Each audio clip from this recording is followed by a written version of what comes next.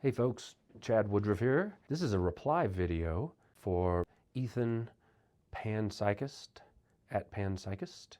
I assume when people say that there are events in the universe that happen and they were not caused by anything that happened before, I just have to accept that apparently that's true. My point here is that fine, have your indeterminism in the universe. I don't see any reason to think that the mind, an event like minds, are indeterminate.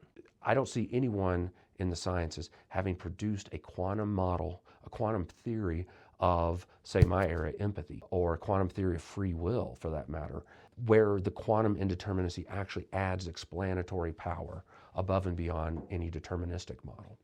If you notice my posts, I always use B/G/D for beliefs, goals, and desires. They believe that if there's no such thing as free will, then their beliefs, goals, and desires are inconsequential.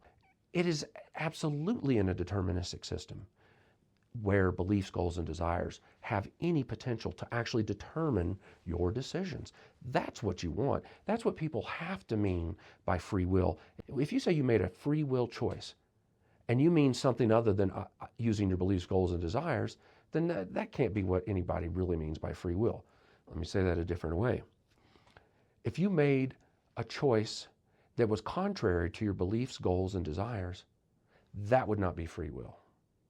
Free will certainly means using your beliefs, goals, and desires to make your choice. Make is just standing in for determine.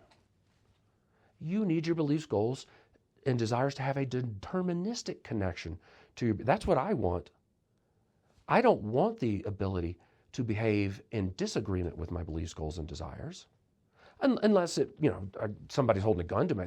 Okay, if you mean by free will that I just don't have a gun, okay, fine, yeah. But that also is not what we mean by free will. We're saying I'm using my beliefs, goals, and desires to make my decisions. There's no need for indeterminacy to explain how your beliefs, goals, and desires can be the driver of your decisions. All mental events are the inevitable consequences of antecedent causes, but the most important causes are your beliefs, goals, and desires.